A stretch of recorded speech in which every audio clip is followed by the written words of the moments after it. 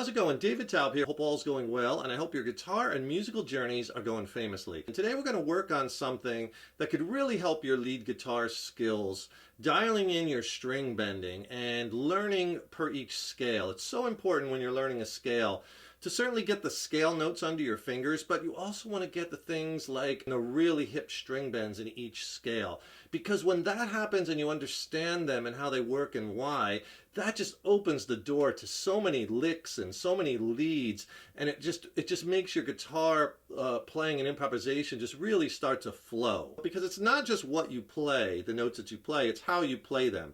And that's what it's all about, taking those notes and making music, right? Using those bends and vibratos, and like I was doing some string raking and slides and hammer-ons and pull-offs, the techniques, right? You're taking the notes and you're making them musical. And then we're putting them in a musical context, because you can't just play the scale up and back, right? That's not musical. You have to, that's just playing a scale.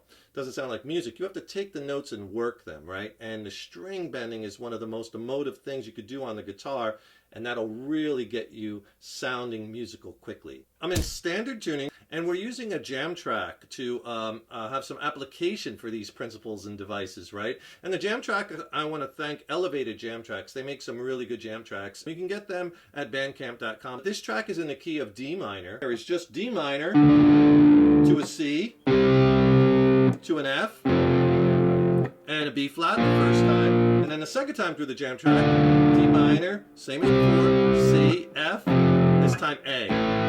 It starts over again. And I was using things like D natural minor scales, or the D Aeolian mode, over all the chords. You can also use, I also used a little D minor pentatonic and blues, right? But I really want you to try to get used to the diatonic scales, the 7-note scales, because that gives us more bending opportunities, right? Because we have half steps. As opposed when you use minor pentatonic, it's all whole steps or 3 frets, minor thirds. So here's something that I think you could really use throughout your playing. When you're learning a new scale, learn the scale and the notes of the scale, but also learn how to bend the notes of the scale and which notes are the hip and cool bends, right? So let's do that. So let's take a D natural minor, D Aeolian scale. We'll take the one off of the 10th fret root on the low E string. And by the way, for the lesson, I have the delay turned off and I have the distortion way down. I just have a little gain and some reverb. That's it. So this is the scale we're going to work with today.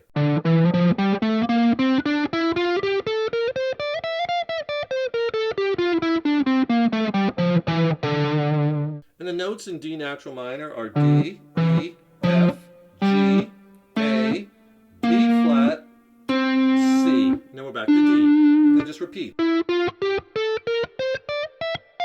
So first off, you always want to know where your root notes are in the scale, right? So we have a D here at the 10th fret low E string. We have another D here at the 12th fret on the D string. And then we have another D up here on the high E string on the 10th fret.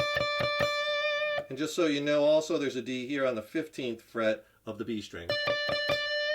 And if you want to see this scale and so many others diagrammed out on paper, because sometimes it helps to have that visual connection, right? I'll tell you what, click on that link in the YouTube description box below. I'll send you my killer largest rock blues soloing ebook. It's packed with like 29 scale diagrams, has lessons on soloing strategy, major minor key music theory. It's a great reference tool. And I'll pair it with a free video lesson too on easy ways to spice up your soloing. I'll send them both to you for free. The video lesson, which is extended play, it's not on YouTube, and the killer ebook. Get both for free, just click on that link below. So if we take the top 3 strings of that scale, the first thing you want to do is let's look at the half step bends, right? And you really want to milk these, especially if you're playing in this rock or blues rock or melodic type soloing.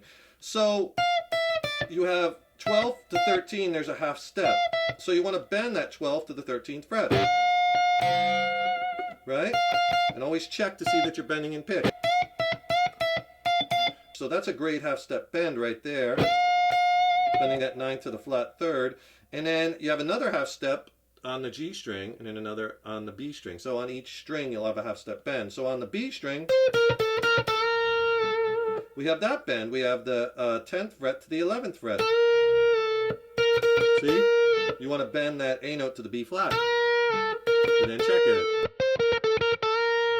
See, the licks are just coming in the head already just from experimenting on each string.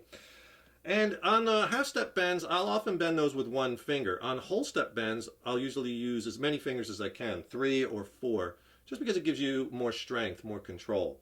And on the G string, you have that bend where we're bending the 9th fret, bending that E note to the F note. Right? So you always want to... For bends like that, I also give it like a little turn of my finger or the wrist. See that? And same thing on that B string. I tend to bend that one up. On the G, I bend down for the half step. And then a high E. All right, those are 3 killer half step bends right within that scale. So you could start putting your licks together. Okay, there's all on that high E string. To the B string. To the G string. And then kind of resolve a lot of your licks to the root note. Those are the 3 half step bends that are super cool. And now some whole step bends that are really neat to do. On the B string, I like bending with, now notice too, all 4 fingers down, 1 finger per fret, right? And I'll bend that C note to the root note, D. So you're bending a whole step now. See, you want to make sure you hit that note. I always kind of rake into my bends too. See, I'm muting the strings. So you get that muted sound into the bend. So I'm bending that C to the D, that's a whole step bend. Really cool. Now on the high E string, you could do that, and by the way, that's 13th to 15th fret. You could also do 13th to 15th on the high E, so you're bending that F to the G. Another really good bend in that scale. Check your bend. And if you have a second, please subscribe to the channel. You know, subscribing to the channel, that really helps us to keep the content coming, right? And then you'll be notified when we have new lessons posted. Leave a comment below. Let us know what lessons you'd like to see coming up. Let us know how you like this lesson. And if you like the video, please click the like button. Give it a thumbs up, share it, and thank you so much for your support. So on the G string, you could do a couple of things as far as bends. If you want to incorporate the blue note right there, A flat, you could do a little half step bend. Back to our root note. So that's a nice bend on the G string, but because you have our blue note, then you have the next note in the scale, which is A. You could also do a whole step bend. That time I did a whole step and then a half step. So you could do whole step bends or half step for that bluesy flavor on the G string. Don't forget, back it up to that 9th fret like we did before, and you have that half step bend. You resolve to your D note, right? So why don't we let that marinate a bit, and I want you to practice that. Get all those bends in pitch, right, using that D natural minor scale.